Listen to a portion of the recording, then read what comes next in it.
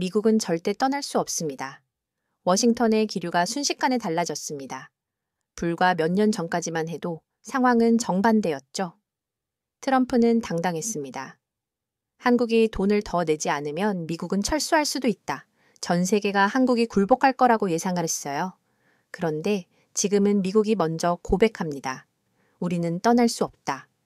트럼프와 정반대되는 목소리가 미국 내부에서 터져 나온 겁니다. 워싱턴은 패닉에 빠졌어요. 더 놀라운 건 돌아온 한국의 대답이었습니다. 이번에는 한국이 먼저 말했어요. 주한미군을 넘어 전작권도 전면 검토해야 합니다. 70년간 지속된 힘의 균형이 완전히 뒤바뀐 겁니다. 보호받던 나라가 이제는 미국조차 의존하는 나라가 됐어요. 도대체 무엇이 이런 놀라운 반전을 만들어낸 걸까요? 한국은 무슨 근거로 미국과 당당하게 맞설 수 있게 된 걸까요? 이야기 시작하기 전에 좋아요. 와, 구독 버튼 가볍게 한번 눌러주시면 저 감동 이야기 서은비에게 정말 따뜻한 격려가 됩니다. 지금 어디에서 이 영상을 시청하고 계신지 아래 댓글에 나눠주세요. 미국은 절대 떠날 수 없습니다. 워싱턴 국회의사당 지하 3층 국방의원의 비공개 청문회장, 이날은 달랐어요. 주한미군 제8군 작전 참모부장의 이 한마디가 떨어지는 순간 회의실 분위기가 얼어붙었습니다. 수십 명의 의원들이 일제히 고개를 들었고 속기사의 손가락이 잠시 멈췄죠. 지난 30년간 이런 직설적인 발언을 들어본 적이 없었거든요. 저는 로버트 밀러 25년간 미유군에서 동북아 안보 전문 전략 분석관으로 일해왔습니다. 펜타곤에서 8년, 주한미군 사령부에서 5년, 그리고 일본 요코스카 기지에서 3년, 총 16년을 아시아에서 보냈죠. 특히 한반도 상황은 제 전문 분야였습니다. 그런데 이날 청문회에서 나온 발언은 제가 지금까지 알고 있던 모든 것을 뒤흔들어 놓았어요. 사실 이 청문회가 열린 배경부터 심상치 않았습니다. 지난 몇 달간 워싱턴에서는 주한미군 재배치 논의가 은밀하게 진행되고 있었거든요. 일부 의원들이 아시아 전력 재편이라는 명목으로 한국 주둔 병력을 줄이자는 주장을 펼쳤습니다. 한국은 이제 충분히 부유한 나라 아닌가? 우리가 굳이 2만 8천 명씩 주둔할 필요가 있을까? 반깁, 이 분담금도 제대로 안 내면서 우리더러 계속 지켜달라고 하는 건 말이 안 된다. 이런 목소리들이 점점 커지고 있었어요. 트럼프의 미군 해외 주둔 비용 절감 정책의 연장선이었죠. 그래서 이날 청문회도 그런 분위기에서 열렸습니다. 의원들은 한국 주둔의 실익에 대해 따지고 들 준비를 하고 있었어요. 몇몇 의원의 표정만 봐도 알 수 있었습니다. 이미 결론은 정해져 있다는 듯한 모습이었죠. 존 카터 의원이 첫 질문을 던졌습니다. 장군님 솔직히 말씀해 주시죠. 한국 주둔이 우리에게 정말 그렇게 중요한가요? 일본이나 관기지로도 충분히 동북아를 커버할 수 있지 않습니까? 분위기상 재검토가 필요하다는 식의 모호한 답변이 나올 줄 알았어요.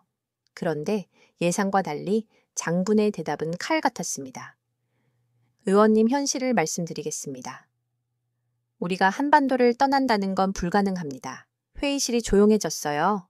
이런 단호한 어조는 예상하지 못했거든요. 한국은 단순한 주둔지가 아닙니다. 인도태평양 전략의 심장부예요. 여기서 우리는 중국, 러시아, 북한을 동시에 견제할 수 있습니다. 이 세 개의 위협을 한 번에 관리할 수 있는 곳은 한반도가 유일해요. 장군은 계속 이어갔습니다. 평택 기지에서 중국 항공모함의 움직임을 실시간으로 추적합니다. 같은 곳에서 러시아 군함이 블라디보스토크를 출항하는 것도 감지하죠. 북한 미사일 발사는 말할 것도 없고요. 이 모든 걸 동시에 할 수 있는 전략적 요충지를 포기한다고요. 의원들의 표정이 변하기 시작했어요. 몇 명은 메모를 하기 시작했고 어떤 이는 고개를 끄덕이고 있었습니다. 저 역시 충격을 받았습니다. 25년간 이 업계에서 일하면서도 이렇게 직접적으로 한국의 전략적 가치를 듣기는 처음이었거든요. 물론 내부적으로는 모두가 알고 있던 사실이었어요. 하지만 공개적으로 그것도 의회에서 이렇게 명확하게 표현한 건 처음이었습니다. 일본에서는 중국 본토가 너무 멀어요. 곰에서는 대응 시간이 늦습니다. 하와이는 더 말할 것도 없고요. 한반도만이 동북아 전체를 실시간으로 커버할 수 있는 최적의 위치입니다. 장군의 설명이 계속되자 저는 지난 몇 년간의 상황들이 떠올랐습니다. 트럼프 대통령이 반기비 분담금을 50억 달러로 올리라고 요구했을 때 한국 언론들이 미군 철수 가능성을 연일 보도했고 국민들은 불안에 떨었죠. 하지만 지금 이 자리에서 나오고 있는 이야기는 완전히 달랐어요. 미군이 떠날 수 없다는 게 아니라 떠나면 안 된다는 거였습니다. 의원님들 더 구체적으로 말씀드리죠. 장군 이 자료를 펼쳐 보였습니다. 작년에 중국 항공모함이 서해를 지날 때 우리가 얼마나 빨리 대응했는지 아시나요? 평택에서 출격한 F-35가 12분 만에 현장에 도착했습니다. 일본 기지였다면 40분이 걸렸을 거예요. 숫자로 나오니까 더 현실적으로 다가왔어요. 저도 그런 상황들을 여러 번 경험했거든요. 러시아 군함이 동해에 나타날 때도 마찬가지입니다. 우리는 15분 안에 감시 체계를 가동할 수 있어요.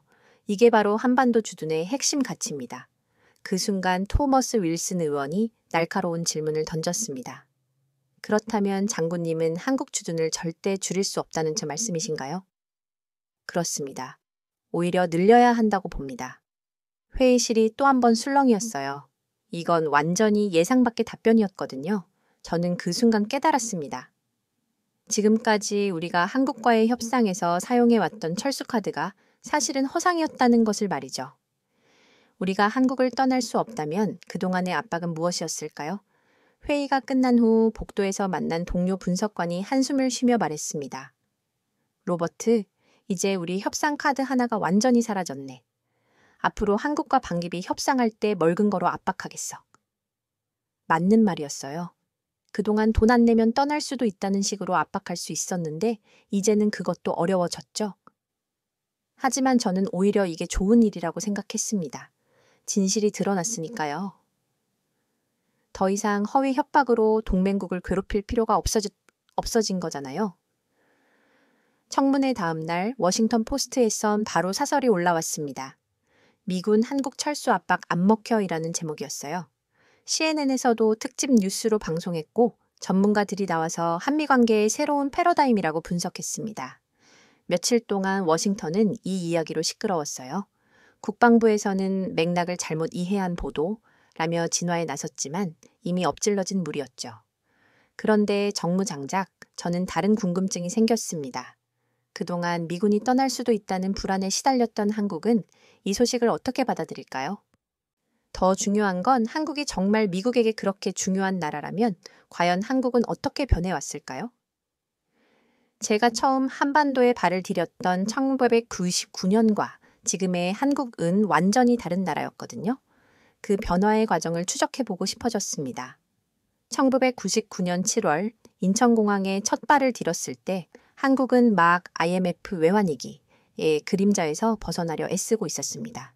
거리에는 공사 중인 건물들이 질비했고 사람들의 표정에서는 절망과 희망이 교차하는 복잡한 감정이 읽혔어요. 용산기지로 향하는 차 안에서 받은 첫 브리핑 자료는 충격적이었습니다. 한국이 부담하는 미군 주둔 비용의 규모 말이에요. 밀러, 소희님, 이 숫자들 좀 보세요. 선임 분석관이 두툼한 파일을 펼쳐 보였습니다. SMA, 즉 특별협정에 따라 한국이 우리 주둔비의 90% 이상을 부담하고 있어요.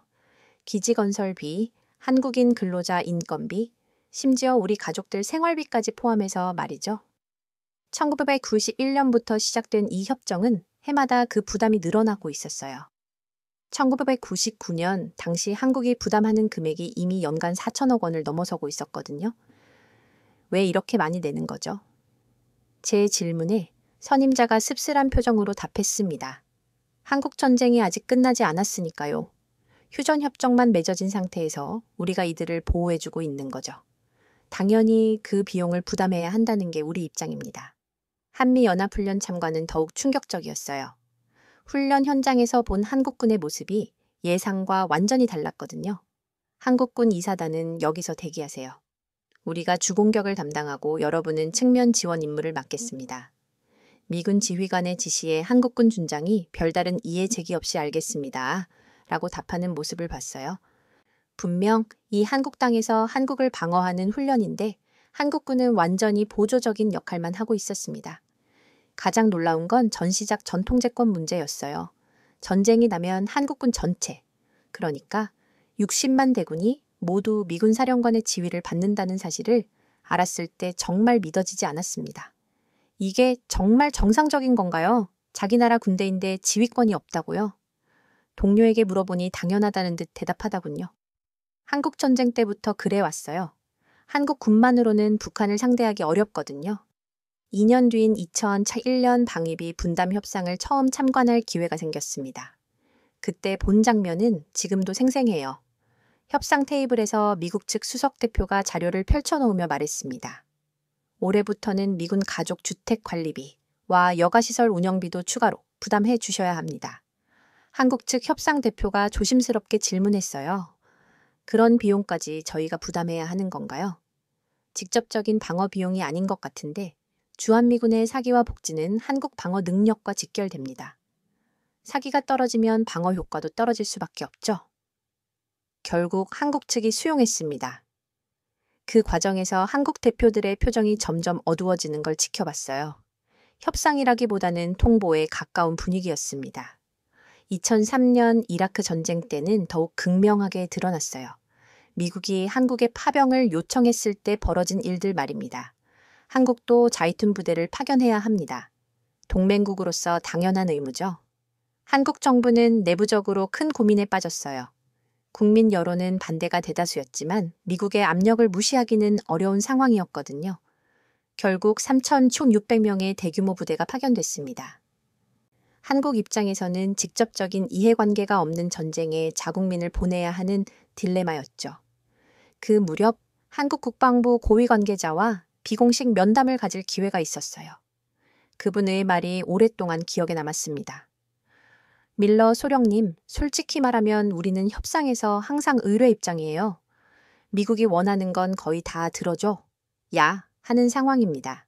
그렇게 불평등한 관계인가요? 불평등이라기보다는 현실이죠. 우리가 미국의 보호막 없이는 버티기 어렵다는 게 냉정한 판단입니다. 2006년 전자권 환수를 공식적으로 거론했을 때였어요. 펜타곤의 반응은 즉각적이었습니다. 고위급급 회의에서 이런 논의가 오갔어요. 한국이 정말 혼자서 북한을 상대할 수 있다고 생각하는 건가? 전자권을 가져가고 싶다면 우리가 굳이 거기 있을 필요가 없는 거 아닌가? 은근한 협박이었죠. 독립적인 방어 능력을 갖추겠다고 하니까 그럼 미군 철수도 고려할 수 있다는 식으로 압박한 거예요.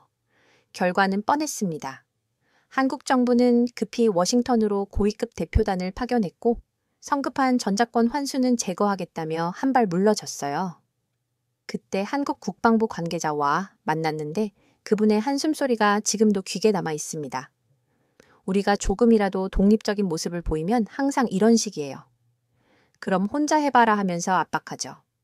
2007년 한미 FTA 협상 과정에서도 비슷한 패턴이 반복됐어요. 경제협정 협상인데도 안보카드가 등장했거든요. 한미 동맹의 미래를 생각한다면 FTA도 성사되어야 하는 거 아닌가요? 미국 측의 압력이었어요. 경제협상과 안보를 연계시키는 전략이었죠. 그리고 2025년인 현재까지 미국은 똑같은 협상 방식과 통포 방식을 유지하고 있었던 겁니다. 한국은 북한의 도발로 국가적 위기 상황인데도 반기비 증액 압박을 받아야 했어요. 정말 아이러니한 상황이었습니다. 10년간 이런 모습들을 지켜보면서 저는 확신하게 되었습니다. 한국은 경제적으로는 놀라운 성장을 이뤘지만 안보 분야에서만큼은 완전히 미국에 종속된 관계를 벗어나지 못하고 있다는 것을요. 한국 GDP가 세계 12권까지 올라가고 삼성과 LG 같은 글로벌 기업들이 세계 시장을 석권하고 있었지만 안보만큼은 여전히 미국의 결정에 따라 움직여야 했어요. 하지만 그때까지만 해도 저는 이게 당연한 국제정치의 현실이라고 생각했습니다. 강한 나라가 약한 나라를 보호해주고 약한 나라는 그 대가를 충실히 지불하는 것, 그게 동맹의 본질이라고 여겼거든요. 무엇보다 한국 스스로도 이런 관계를 당연하게 받아들이는 것 같았어요. 물론 불만은 있었지만 근본적으로 바꾸려는 시도는 별로 없었거든요. 미국 없이는 안 된다는 게 한국 사회 전반의 인식이었습니다. 한국은 우리한테 훨씬 더 많은 돈을 내야 합니다. 지금까지가 너무 적었어요. 트럼프가 대통령에 첫 취임하고 나서 한 달도 안 돼 나온 발언이었습니다. 그때만 해도 조금 더 거친 단어의 다른 압박의 시작이라고 생각했어요. 하지만 곧 이번엔 차원이 완전히 다르다는 걸 깨달았습니다. 국가안보회의에서 나온 첫 보고서를 받아보고 정말 경악했어요. 한국에 요구할 방위비 분담금이 기존의 거의 10배 수준이었거든요. 50억 달러, 이게 정말 계산된 숫자입니까? 회의실에 있던 모든 사람이 믿기 어렵다는 표정이었어요. 당시 한국이 부담하던 분담금이 연간 약 9억 달러 겸이었는데 갑자기 50억 달러를 요구한다는 건 상식적으로 이해할 수 없었거든요. 더 놀라운 건 그 근거였습니다. 한국은 이제 충분히 부유한 나라잖아요. 삼성 스마트폰이 우리 아이폰과 경쟁하고 LG도 세계 시장에서 잘 나가고 있어요. 우리가 지켜주고 있으니까 그렇게 장사할 수 있는 거니까 아닙니까? 트럼프 대통령이 트위터에 직접 올린 글이었어요. 140자짜리 트위트 하나가 70년 한미동맹의 기초를 흔들어 놓고 있었습니다. 백악관 내부 분위기도 심상치 않았어요. 국방부에서는 비현실적인 요구라며 반대했지만 트럼프의 측근들은 완전히 다른 입장이었습니다. 지금까지 우리가 너무 호구였어요. 한국이 우리 없으면 하루도 못 버틸 텐데 고작 9억 달러로 뭘 하겠다는 거예요. 당시 백악관 수석 전략가였던 스티브 배너는의 발언이었죠. 그의 영향력을 생각하면 단순한 개인 의견이 아니었어요. 2017년 여름부터 상황은 더욱 극단으로 치달았습니다. 북한이 화성 14형, 화성 15형, ICBM 시험 발사를 연달아 성공시키면서 한반도 긴장이 최고 조에 달했을 때였어요. 그런데도 트럼프의 요구는 멈추지 않았습니다. 오히려 더 거세졌죠. 지금 북한이 미사일을 계속 쏘아대는데 한국은 뭘 하고 있나요? 우리한테만 모든 걸 맡기고 자기들은 돈도 제대로 안 내면서 말이에요. 한국에서는 완전히 패닉 상태였습니다. 청와대에서는 연일 긴급 대책회의가 열렸고 외교부는 방위비 협상단을 급히 워싱턴으로 파견했어요. 그 무렵 한국 측 협상 수석대표와 비공식 면담을 했는데 그분의 절망적인 표정이 지금도 생생합니다. 밀러 대령님, 솔직히 말씀드리면 우리로서는 답이 없는 상황이에요. 50억 달러는 우리 국방 예산 50조 원의 거의 절반에 해당하는 금액이거든요. 그럼 어떻게 하실 계획인가요? 정말 모르겠습니다. 물리적으로 불가능한 금액인데 그렇다고 거부했을 때의 후폭풍도 감당하기 어려울 것 같아요. 30년 경력의 베테랑 외교관이 이렇게 무력감을 드러내는 모습을 본 건 처음이었습니다. 상황은 계속 악화됐어요. 트럼프는 한 걸음 더 나아갔습니다. 한국이 제대로 된 분담금을 내지 않으면 우리도 다른 선택을 고려할 수밖에 없겠어요. 10년 기자회견에서 나온 발언이었는데 누가 봐도 미군 철수를 암시하는 말이었죠. 한국 언론들은 발칵 뒤집혔습니다.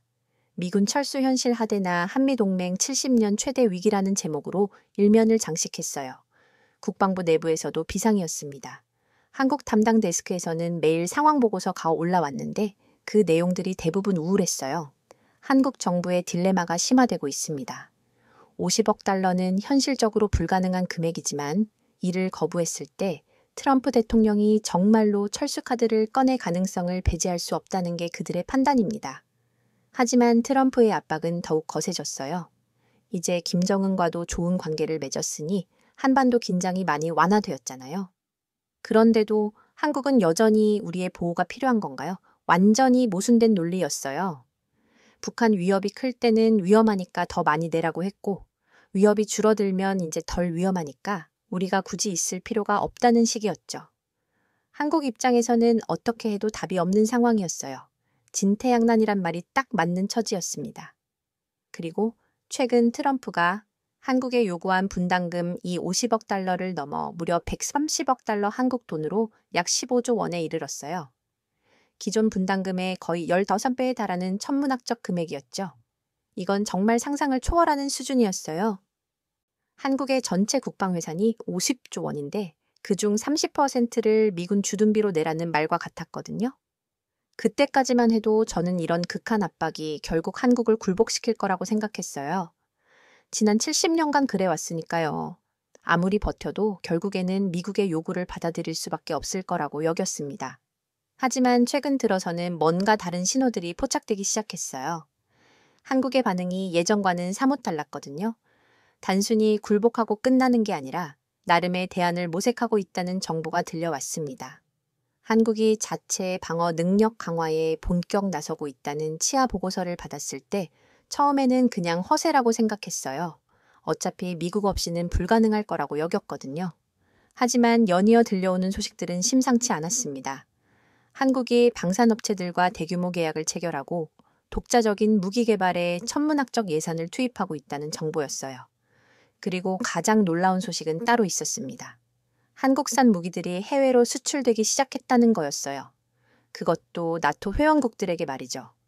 설마 한국이 정말로 미국 없이도 버틸 수 있다는 건 아니겠지. 동료와 나는 대화였는데 그때만 해도 반신반의했습니다. 하지만 곧 그게 단순한 허세가 아니라는 걸 깨닫게 될 거였어요. 미국은 절대 떠날 수 없습니다. 트럼프의 극단적 요구에도 불구하고 펜타곤과 국무부에서는 완전히 다른 분석이 진행되고 있었습니다. 밀러 대령님, 이 자료들을 보시죠. 중국의 군사적 움직임이 예상보다 훨씬 빠르게 진전되고 있습니다. 동료 분석관이 펼쳐 보인 위성사진들은 놀라웠어요.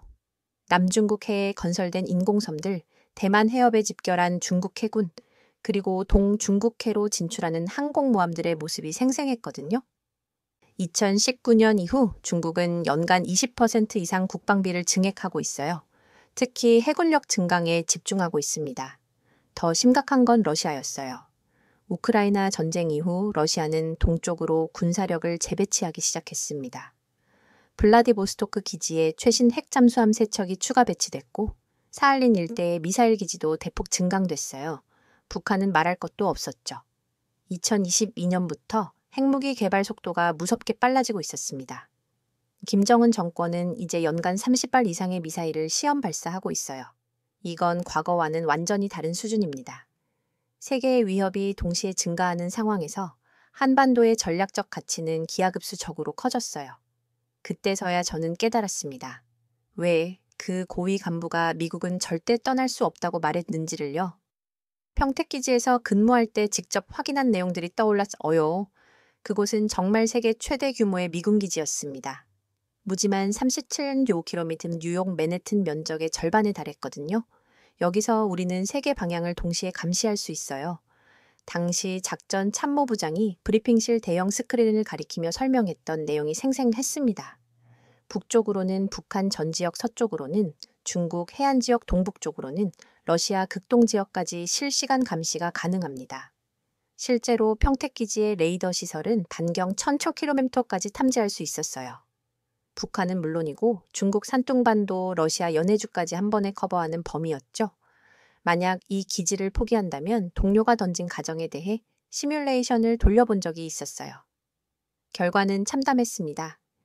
일본 기지만으로는 중국 본토가 너무 멀었어요. 베이징까지의 거리가 평택에서는 950km인데 오키나와에서는 1500km가 넘었거든요. 유사시 대응 시간이 2배 이상 차이 나는 거였죠. 광기지는 더 말할 것도 없었어요. 거리가 3000km가 넘다 보니 긴급 상황 발생 시 전투기 도달 시간만 3시간 이상 걸렸습니다. 결국 한반도가 유일한 답이에요.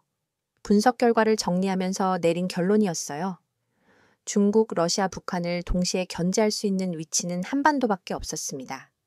2021년 초 더욱 구체적인 데이터를 접하게 됐어요.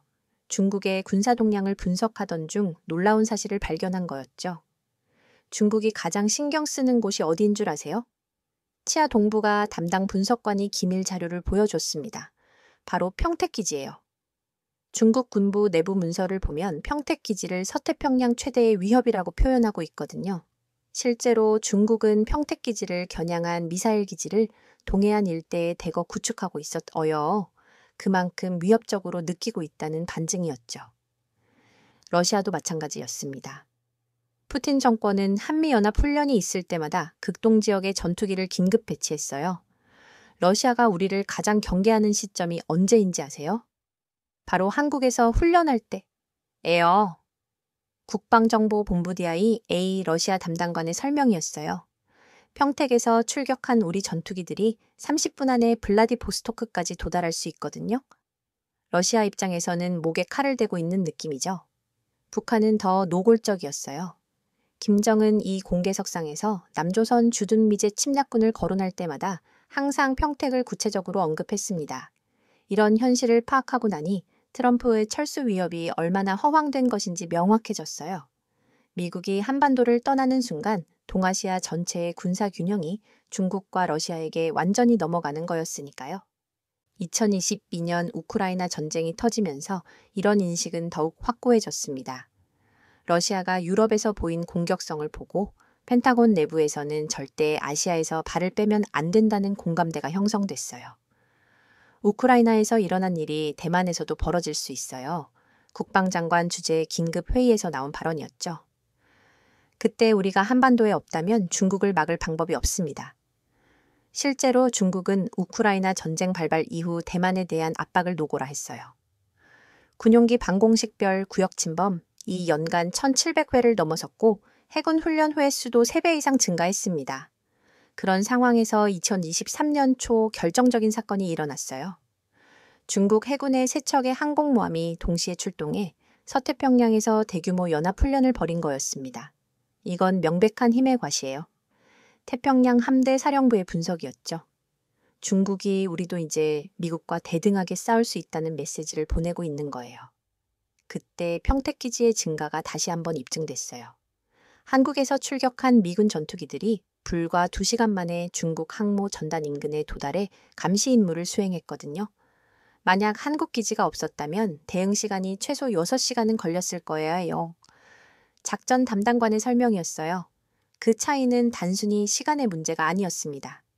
전투에서 2시간과 6시간의 차이는 승부를 가르는 결정적 요소였거든요. 이런 현실들이 누적되면서 워싱턴의 분위기도 점차 바뀌기 시작했어요. 트럼프 시절 한국이 돈을 더 내야 한다고 주장했던 의원들조차 입장을 바꾸기 시작했습니다. 하원 국방위원회에서 열린 청문회에서 결정적 발언이 나왔어요. 의원님들 현실을 직시해야 합니다. 우리가 한반도를 떠나는 것은 불가능해요. 그의 증언은 계속됐어요. 중국 항모가 서해를 지나갈 때 우리는 12분 만에 현장에 도착할 수 있습니다. 러시아 전투기가 동해에 나타나면 15분 안에 대응 가능하고 북한 미사일 발사는 실시간으로 탐지합니다. 구체적인 숫자가 나오자 의원들의 표정이 변했어요. 일본 기지에서는 40분, 곰에서는 3시간이 걸립니다. 이 차이가 무엇을 의미하는지 아시겠죠? 회의실이 조용해졌어요. 그동안 한국이 우리에게 의존한다고 생각했던 의원들이 사실은 우리가 한국에 의존하고 있다는 현실을 깨닫는 순간이었습니다. 한국은 우리에게 단순한 동맹국이 아닙니다. 아시아 전략의 심장부예요. 여기 없으면 우리는 중국과 러시아를 상대할 수 없어요. 그 발언 이후 분위기가 완전히 바뀌었어요. 지난 몇 년간 한국에서 철수할 수도 있다고 압박하던 목소리들이 쏙 들어갔습니다. 오히려 정반대 주장들이 나오기 시작했어요. 우리가 한국에 더 많이 투자해야 하는 것 아닌가? 한국과의 관계를 더욱 강화해야 한다. 한국 없이는 인도 태평양 전략 자체가 불가능하다. 그제서야 저는 완전히 이해했습니다. 지난 25년간 제가 봐온 한미 관계의 진짜 모습을 말이에요. 한국이 미국에 의존하는 게 아니라 미국이 한국에 의존하고 있었던 거였어요. 트럼프의 철수 위협은 처음부터 불가능한 블러핑이었습니다. 미국은 한국을 떠날 수 없었어요. 떠나는 순간 아시아에서의 패권을 중국에게 넘겨줘야 했거든요. 이런 현실을 깨닫고 나서 한국을 바라보는 시각도 완전히 달라졌어요. 더 이상 보호해줘야 할 나라가 아니라 함께 세계를 이끌어가야 할 파트너였습니다. 그런데 정작 한국은 어땠을까요? 미국의 압박에 굴복만 하고 있었을까요? 아니었습니다. 동시에 한국에서 일어나고 있는 변화는 정말 놀라웠습니다. 트럼프의 극한 압박이 오히려 한국을 각성시킨 거였어요. 미국에만 의존할 수는 없다는 절박한 위기의식이 전 사회를 관통했습니다. 가장 먼저 눈에 띈 변화는 국방 예산이었어요. 2019년 50조 원에서 2024년 59조 원으로 18% 증가했습니다. 하지만 더 중요한 건 그 돈을 어디에 썼느냐였죠. 한국이 무기 수입을 대폭 줄이고 있어요. 국방부 조달 담당관이 보고한 내용이 충격적이었습니다. 대신 자체 개발과 생산에 집중 투자하고 있습니다. 특히 방산업체 지원 예산이 3배 이상 늘었어요. 실제로 하나시스템, 한국항공우주산업, LI징, X1 같은 방산업체들의 매출이 급속도로 증가했어요. 2019년 12조 원이던 국내 방산시장이 2023년 25조 원으로 2배 이상 성장한 거였습니다. 조찬 찬디전 더 놀라운 건 수출 실적이었어요. 한국의 방산 수출액이 170억 달러를 기록하면서 세계 4위로 올라섰습니다. 불과 10년 전만 해도 20위권이었는데 말이에요. 이건 정말 상상할 수 없는 성장 속도예요. 시프리 스톡홀름 국제평화연구소 분석관과의 화상회의에서 들은 평가였습니다. 한국 방산업체들이 세계 시장을 휩쓸고 있어요. 특히 자주포 분야에서는 이미 세계 최고 수준에 도달했습니다. 구체적인 성과들을 보면서 정말 놀랐어요. K야인 자주포는 세계 9개국에 수출됐고 FA50 훈련기는 6개국이 도입했습니다. 카이의 수리온 헬기도 동남아시아 시장을 개척하고 있었어요. 그런데 가장 충격적인 소식은 따로 있었습니다. 2022년 7월 폴란드와 체결한 방산 수출 계약이었어요. 삭파실 9억 달러 규모의 계약이라고요? 처음엔 믿기지 않았어요. 한국 돈으로 64조 원이 넘는 금액이었거든요. 이건 한국 전체 국방 예산보다 많은 돈이었습니다. K2 전차 1000대, K9 자주포 670대, FA50 전투기 48대를 수출하는 계약이에요. 폴란드 주재 무관이 전해준 정보였죠. 폴란드 정부가 러시아 위협에 대비해 군사력을 대폭 강화하려는데 그 파트너로 한국을 선택한 거예요. 이건 단순한 무기 판매가 아니었어요. 기술 이전과 현지 생산까지 포함된 종합적인 방산 협력 계약이었습니다. 더욱 놀라운 건 사우디아라비아와의 계약이었어요. 2023년 초 사우디가 한국에 천공 방공 미사일 시스템을 도입하기로 결정한 거였습니다. 30억 달러 규모의 계약인데 이건 우리 기술의 우수성을 증명하는 사례예요. 에드 국방과 연구소 관계자의 설명이었죠. 사우디는 미국, 러시아, 중국 등 여러 나라의 방공 미사일을 검토했는데 결국 한국 제품을 선택했어요. 성능이 가장 우수했거든요. 천공 시스템은 패트리어트 미사일보다 요격 성공률이 높으면서도 가격은 절반 수준이었어요. 가성비에서 완전히 압도적인 우위를 보인 거였죠. 하지만 가장 상징적인 변화는 따로 있었습니다. 바로 최근 한국이 자체 개발한 KF-21 보람의 전투기의 첫 시험 비행이 성공한 거였어요. 이제 한국도 자체 전투기를 만드는 나라가 됐어요. 카이 시험 비행 팀장의 말이 감동적이었습니다.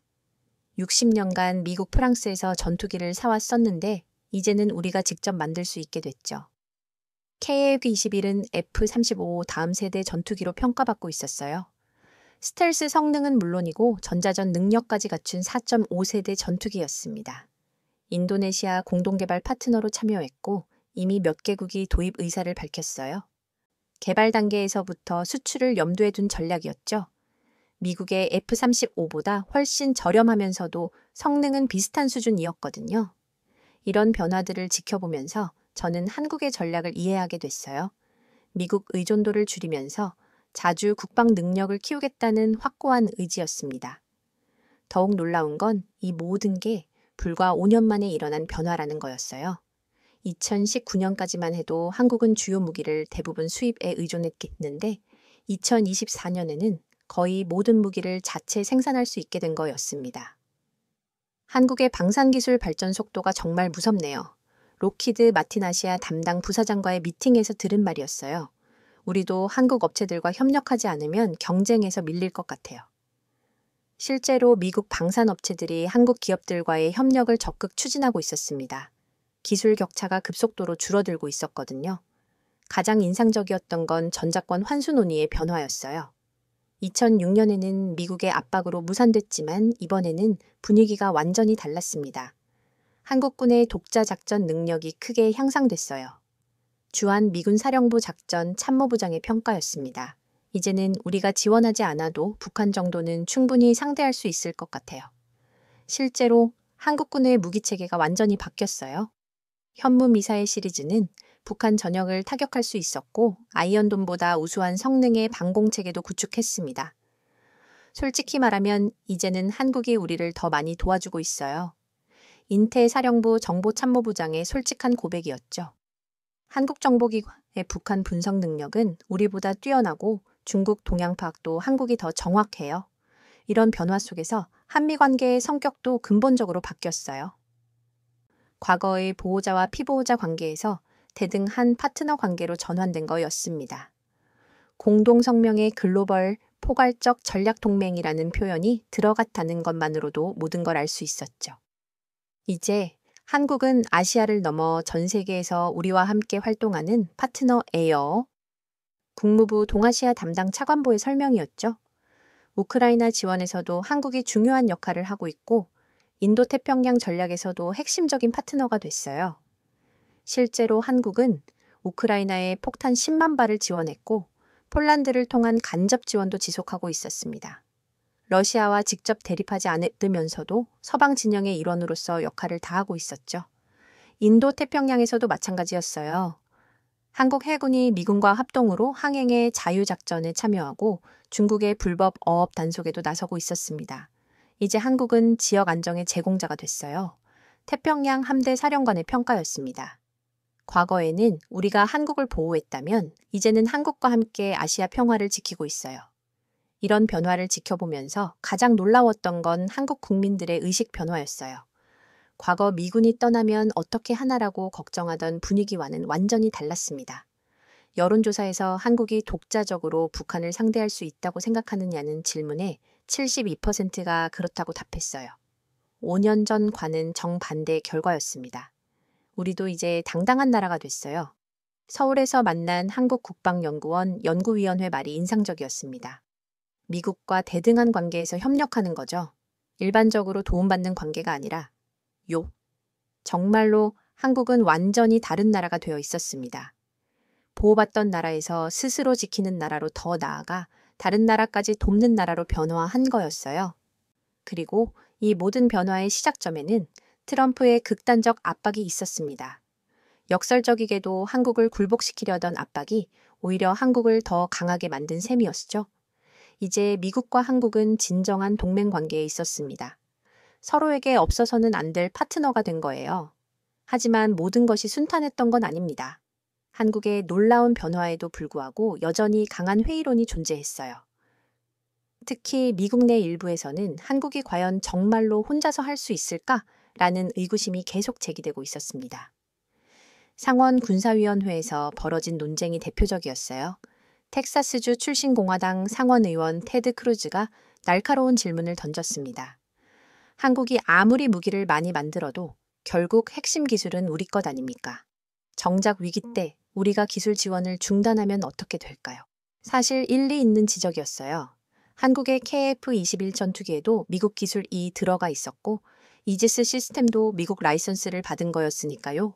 한국이 독자적이라고 하지만 실상은 우리 기술에 의존하고 있는 거 아닙니까? 크루즈 의원의 추궁이 계속됐어요. 그의 말에는 분명 현실적인 근거가 있었습니다. 더욱 강한 회의론을 제기한 건 플로리다주 출신 마르코로 루비오 의원이었어요. 한국 방산업체들이 세계 시장에서 성공하고 있다지만 그게 실전에서도 통할까요?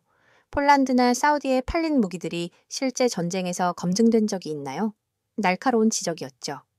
한국 무기들이 가격 경쟁력은 뛰어났지만 미군의 M1 패트 탱크나 F-35 전투기처럼 실전 경험은 부족했거든요. 결국 유사시에는 우리가 나서야 할 거 아닙니까? 그럼 지금과 뭐가 다른 건가요? 한국이 방산 수출로 돈을 많이 벌고 있잖아요. 그럼 우리한테도 더 많이 낼 수 있는 거 이거 아닌가요? 논리적으로는 말이 안 되는 주장이었어요. 한국이 방산 수출을 늘린다고 해서 미군 주둔비를 더 많이 내야 할 이유는 없었거든요. 하지만 이런 목소리가 여전히 존재하고 있었습니다. 더 큰 갈등은 한국 내부에서 일어났어요. 전작권 환수 문제를 둘러싸고 한국 사회가 크게 나뉘었습니다. 보수 진영에서는 아직 시기상조라는 입장이었어요. 북한이 핵무기를 계속 개발하고 있는 상황에서 전작권을 환수하는 게 맞나요?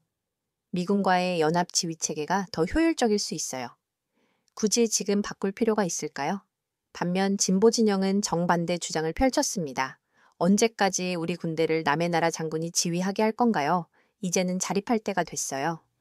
우리 무기도 세계 최고 수준인데 작전권까지 못 가져올 이유가 없죠. 이런 갈등은 군 내부에서도 마찬가지였어요.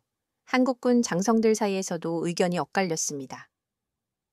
공군 출신 장성들은 적극적이었어요. 이제 우리 공군 전력이 북한을 압도하고 있어요. F-35 40대 KF-21까지 더해지면 북한 공군은 상대가 안 돼요. 해군도 마찬가지였습니다.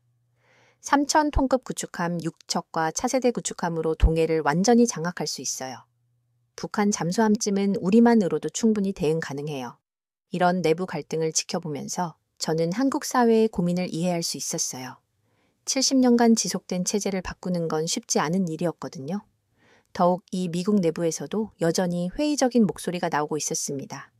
한국이 전작권을 가져가면 우리의 영향력이 줄어들 수 있어요. 국방부 내 일부에서 나온 우려였죠. 지금까지는 우리가 모든 작전을 주도했는데 한국이 주도하게 되면 우리 입장에서는 손실이에요. 이런 복잡한 이해관계 속에서 전작권 환수는 계속 지연되고 있었어요. 2006년 처음 논의가 시작된 지 거의 20년이 지났는데도 여전히 결론을 내리지 못하고 있었습니다. 그런 와중에 작년 가을 결정적인 사건이 일어났어요. 북한이 또다시 ICBM을 발사한 거였습니다. 이번에는 미국 본토 전역을 타격할 수 있는 신형 미사일이었어요. 화성-18형으로 추정되는 고체 연료 ICBM입니다. 사정거리가 1만 5천 킬로미터에 달해요. 국정원 브리핑에서 나온 분석이었죠. 이제 북한이 미국 어디든지 타격할 수 있게 됐습니다. 이 발사 직후 한국 내 여론이 급변했어요. 우리도 이제 핵무기를 가져야 하는 거 아니냐는 목소리가 높아진 거였습니다. 북한은 핵무기로 미국을 위협하는데 우리만 맨손으로 맞서라고요. 여론조사에서 독자 핵무장 찬성이 70%를 넘어섰어요. 이전보다 20%포인트나 증가한 수치였습니다. 하지만 현실적으로 핵무장은 불가능했어요. NPT 체제에서 한국이 핵무기를 개발하면 국제적 고립은 물론 경제 제재까지 받게 되거든요. 미군 해고산에만 의존하자니 자주성에 문제가 있고 그렇다고 독자 핵무장을 하자니 현실적으로 불가능하고 정말 딜레마였어요. 이런 복잡한 상황에서 한국 정부가 내놓은 해법은 킬체인과 대량 응징 보복이었습니다. 북한이 핵무기를 사용하려고 하면 미리 선제 타격으로 막고 만약 핵 공격을 받으면 재래식 무기로 대량 보복한다는 전략이었어요. 현무사 미사일로 북한 전 지역을 타격할 수 있어요. 국방부 장관의 설명이었죠. 핵무기는 없지만 재래식 무기로도 충분히 억제 효과를 낼 수 있습니다. 하지만 과연 이게 북한 핵무기에 대한 완벽한 대안이 될 수 있을까요? 여전히 의문이 남았어요. 이런 불확실성 때문에 전작권 환수 논의도 더욱 복잡해졌습니다. 핵 위협이 커지는 상황에서 미군 해고산을 포기할 수 있을까요? 정말 어려운 문제였습니다. 자주 국방을 원하지만 핵 위협 앞에서는 여전히 미국에 의존할 수밖에 없는 현실, 한국 사회의 깊은 고민이 드러나는 순간이었어요. 하지만 이런 갈등과 의구심에도 불구하고 한국은 멈추지 않고 계속 발전하고 있었습니다. 작은 기적들이 하나씩 쌓여가고 있었어요. 그런 의구심과 갈등 속에서도 한국은 멈추지 않고 작은 기적들을 만들어냈습니다. 하나씩 쌓여가는 성과들이 회의론자들의 입을 점차 다물게 만들었어요. 폴란드에서 열린 첫 번째 K2 전차 실사격 훈련이 결정적 전환점이었습니다. 폴란드군과 한국 기술진이 함께 참관한 가운데 진행된 이 테스트는 모든 사람을 놀라게 했어요. 명중률 98% 관통력 테스트, 완벽 통과 기동성 세계 최고 수준, 폴란드 국방부가 발표한 결과였습니다. 독일의 레오파르트 2나 미국의 M1A2와 비교해도 전혀 뒤지지 않아요. 오히려 일부 성능은 더 우수합니다. 폴란드 기갑부대 사령관의 평가가 이어졌어요. 특히 자동장전 시스템과 사격 통제 시스템의 정확도가 놀라워요. 이런 기술력을 가진 나라가 한국뿐이에요. 이 소식이 전해지자 유럽 각국에서 문의가 쇄도했습니다. 노르웨이, 핀란드, 체코에서 K2 전차 도입을 검토하겠다고 나선 거예요. 이제 한국 전차가 유럽 표준이 되고 있어요. 라인메탈 유럽 영업 담당자와의 통화에서 들은 놀라운 말이었습니다. 우리도 한국 기술을 벤치마킹하지 않으면 경쟁에서 밀릴 것 같아요. 독일 최대 방산업체가 한국을 벤치마킹 하겠다는 말을 듣다니 정말 격세지감이었어요. 더 놀라운 성과는 K9 자주포에서 나왔습니다. 2024년 우크라이나에 공급된 K9이 러시아군 진지를 타격하는 영상이 공개됐을 때 전 세계가 주목했어요. 사격 정확도가 기존 포병 무기와는 차원이 달라요. 우크라이나 포병 지휘관의 증언이었습니다. 30km 떨어진 목표물도 워시샵 5비로트 이내로 타격해요. 이런 정확도는 처음 봐요. 더욱 놀라운 건 연사 속도였어요. 1분에 8발까지 쏠 수 있는 K9의 화력은 러시아군을 완전히 압도했습니다. 우리가 한 발 쏘는 동안 한국포는 3발을 쏩니다. 이길 수가 없어요. 포로로 잡힌 러시아군 포병의 진술이 서방 언론에 공개됐어요. 이런 실전 검증을 통해 K-아이군 자주포는 세계 최강 자주포라는 평가를 받게 됐습니다. 주문이 밀려들어 2025년까지 생산 스케줄이 꽉 찼어요. 공군 분야에서도 놀라운 성과가 있었습니다. FA-50 훈련기가 아르헨티나 공군의 주력기로 선정된 거였어요. F-16과의 경쟁에서 FA-50이 승리했어요. 아르헨티나 공군 참모총장의 발표였습니다. 성능은 F-16과 비슷하면서 가격은 절반 수준이에요. 정비도 쉽고 운영 비용도 저렴해서 우리 같은 나라에는 완벽한 선택이었어요. 이것은 단순한 수출이 아니었어요. 미국 애플 16과의 직접 경쟁에서 이긴 첫 번째 사례였거든요. 한국 항공산업이 새로운 단계에 올라선 거였습니다. 가장 상징적인 성과는 KF-21 보람의 초도 비행 성공이었어요. 2024년 12월 KF-21이 한국 영공을 날아오르는 모습을 보며 정말 감동했습니다. 대한민국도 이제 전투기 개발국 클럽에 합류했어요. 카이 사장의 소감이었죠. 미국, 러시아, 중국, 프랑스, 영국에 이어 6번째예요. 정말 자랑스러워요. KF-21의 성능은 기대 이상이었어요. F-35보다는 스텔스 성능이 떨어지지만 F-16보다는 훨씬 우수했습니다. 그러면서도 가격은 F-35의 절반 수준이었어요. 이미 몇 개국에서 도입 의사를 밝혔어요. 국방부 관계자의 설명이었습니다. 말레이시아, 인도네시아, 이라크에서 관심을 보이고 있고 중동 몇 개국도 문의를 해왔어요. 하지만 가장 중요한 변화는 한국군 자체의 역량 향상이었어요. 가장 최근에 한미연합훈련에서 이를 확인할 수 있었습니다. 한국군의 작전 수행 능력이 놀라울 정도로 향상됐어요. 주한미군 사령관의 평가였습니다. 이제는 미군이 주도하는 게 아니라 한미가 대등하게 협력하는 수준이에요. 실제로 훈련에서 한국군의 역할이 완전히 바뀌었어요. 과거에는 미군이 주공격을 막고 한국군이 지원하는 구조였는데 이제는 한국군이 주작전을 담당하고 미군이 지원하는 경우도 생겼습니다. 한국군의 지휘통제 능력이 우리와 동등한 수준에 도달했어요. 8군 작전 참모부장의 솔직한 고백이었죠. 솔직히 일부 분야에서는 한국군이 우리보다 뛰어날 수도 있어요. 특히 한국군의 정보 수집 및 분석 능력은 미군도 인정하는 수준이었어요. 북한에 대한 이해도와 중국 동향 파악에서는 오히려 한국이 더 정확했습니다. 북한 분석에서는 한국 국정원이 치아보다 뛰어나요. 국방정보본부 한국 담당관의 평가였습니다. 언어적 이해도나 문화적 배경 지식에서 우리가 따라갈 수 없어요. 이런 변화들을 종합하면 한국군은 이미 세계 5위권 군사력에 도달해 있었어요. 글로벌 파이어파워 랭킹에서 한국이 5위를 기록한 것도 우연이 아니었습니다. 더 놀라운 건 한국 방산업체들의 기술 혁신이었어요. 하나 시스템이 개발한 차세대 레이더는 미국 로키드 마틴의 제품보다 성능이 우수했습니다. 탐지거리나 정확도에서 미국 제품을 앞서고 있어요. 하나 시스템 연구소장의 설명이었죠. 가격은 절반인데 성능은 더 좋아요. 이제 미국이 우리 기술을 역수입하려고 해요.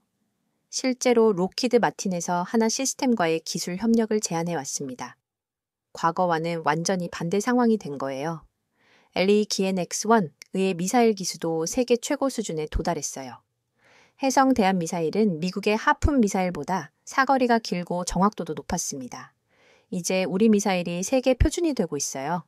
LE GNX-1 해외 영업본부장의 자랑스러운 목소리였습니다. 중동 동남아시아에서 한국 미사일을 원해요. 성능 대비 가격이 압도적으로 좋거든요. 이런 성과들이 쌓이면서 국제사회에서 한국을 바라보는 시각도 완전히 바뀌었어요. 더 이상 보호받는 나라가 아니라 함께 협력하는 파트너로 인식하기 시작한 거였습니다. 나토 정상회담에 한국이 초청받은 것도 이런 인식 변화를 보여주는 사례였어요. 아시아 국가로서는 최초로 나토 파트너십에 참여하게 된 거였습니다. 한국이 이제 글로벌 안보의 핵심 파트너가 됐어요. 나토 사무총장의 발언이었습니다. 우크라이나 지원에서 보여준 한국의 역할이 인상적이었어요. 이제 한국 없이는 글로벌 안보를 논할 수 없어요. 미군 고위 장성들의 평가도 완전히 바뀌었어요. 과거에는 한국을 도와줘야 한다는 시각이었는데 이제는 한국과 협력해야 한다는 관점으로 바뀐 거였습니다. 한국은 이제 우리와 어깨를 나란히 하는 동반자여 인도태평양 사령관의 평가였습니다. 군사기술이나 작전 능력에서 우리와 큰 차이가 없어요. 오히려 일부 분야에서는 우리가 배워야 할 것들이 많아요. 한국이 정말로 혼자서도 할 수 있는 나라가 되었다는 게 현실로 증명되고 있었거든요. 예정된 한미정상회담을 앞둔 워싱턴의 분위기는 과거와는 완전히 달랐습니다. 백악관과 국무부 국방부 곳곳에서 한국을 어떻게 더 잘 협력시킬 것인가에 대한 논의가 한창이었어요. 이번 정상회담의 핵심은 한국과의 관계를 한 단계 더 업그레이드 하는 거예요. 국가안보회의 아시아 담당 보좌관의 브리핑이었습니다. 더 이상 우리가 한국을 이끌어가는 관계가 아니라 함께 글로벌 리더십을 발휘하는 동반자 관계로 발전시켜야 해요. 이런 변화의 배경에는 지난 몇 달간 미국 내부에서 일어난 놀라운 인식 전환이 있었습니다. 특히 의회에서의 변화가 극명했어요. 7월에 열린 상원 외교위원회 청문회에서 나온 발언들을 들어보면 정말 격세지감이 느껴졌습니다. 한국 없이 중국을 견제한다는 건 현실적으로 불가능해요. 공화당의 마르코 루비오 의원, 과거 한국에 가장 회의적이었던 인물이 한 말이었습니다. 평택기지는 우리의 아시아 전략에서 절대 포기할 수 없는 핵심 거점이에요. 여기서 물러나는 순간 서태평양 전체를 중국에게 내주는 거나 다름없어요. 민주당의 반 메네덱스 의원도 비슷한 입장이었어요. 한국은 이제 우리와 동등한 수준의 군사기술을 보유했어요. 오히려 일부 분야에서는 우리가 한국으로부터 배워야 할 것들이 많아졌어요. 이런 변화는 구체적인 데이터로 뒷받침되고 있었습니다. 국방부가 의회에 제출한 2025년 동북아 군사균형 보고서를 보면 놀라운 내용들이 가득했어요. 한국의 방공망 밀도는 이제 미국 본토보다 높은 수준에 도달했습니다. 국방부 차관의 설명이었죠. 천공 시스템과 패트리어트가 결합된 다층 방어망은 북한의 모든 미사일 위협을 무력화할 수 있어요. 더 놀라운 건 한국군의 작전 능력이었어요. 국군 단독으로도 북한 전역을 72시간 내에 무력화할 수 있다는 게 우리의 분석입니다. 통합참모본부 작전참모부장의 평가였습니다. 현무 미사일 시리즈와 F-35어 그리고 곧 실전 배치될 KF-10B를 종합하면 북한군은 상대가 안 돼요. 이런 분석 결과는 워싱턴 전체를 놀라게 하나 했습니다. 과거 한국을 보호해줘야 한다던 관점이 한국과 함께 아시아를 관리해야 한다로 완전히 바뀐 거였어요. 실제로 한국의 역할이 전 세계로 확산되고 있었어요. 우크라이나에는 K9 자주포와 포탄을, 이라크에는 FAA-50 훈련기를, 사우디에는 천공방공 시스템을 공급하며 세계 안정에 기여하고 있었습니다. 한국이 이제 안보 수입국에서 안보 수출국이 됐어요. 국제전략연구소 연구위원회 분석이었습니다. 과거에는 미국으로부터 안보를 제공받았다면 이제는 한국이 다른 나라의 안보를 제공하는 위치에 올라섰어요. 이런 성과들을 종합하면서 미국 정부는 한국과의 관계를 근본적으로 재정의하기 시작했습니다. 더 이상 보호해줄 나라가 아니라 함께 세계를 이끌 파트너로 인식하게 된 거였어요. 8월 중순 펜타곤에서 열린 한미 국방장관 화상회의에서 이런 변화가 명확하게 드러났습니다. 한국의 군사력은 이제 우리와 대등 한 수준에 도달했어요. 오스틴 국방장관의 평가였습니다. 앞으로는 수직적 협력이 아니라 수평적 파트너십으로 발전시켜 나가야 해요. 한국 측의 반응도 과거와는 달랐습니다. 신원식 국방장관은 당당하게 답했어요. 우리도 이제 세계 평화와 안정에 기여할 준비가 됐습니다. 미국과 함께 책임을 나눠지겠어요. 이런 대화는 10년 전에는 상상할 수 없었던 일이었습니다. 한국이 미국에게 함께 책임지겠다고 말하는 시대가 온 거였어요. 하지만 가장 상징적인 변화는 전작권 환수 논의에서 나타났습니다. 비록 아직 실현되지는 않았지만 논의 성격 자체가 완전히 바뀌었어요.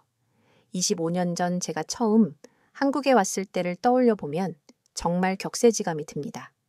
그때는 한국이 미국 도움 없이는 하루도 버티기 어려운 나라라고 생각했는데 이제는 미국이 한국 없이는 아시아 전략을 펼칠 수 없게 됐어요. 결국 주한미군 철수 논란이 한국에게는 최고의 자극제가 된 셈입니다. 트럼프의 압박이 한국을 각성시켰고 그 결과 한국은 진정한 글로벌 강국으로 도약할 수 있었어요. 이제 세계는 한국을 주목하고 있습니다.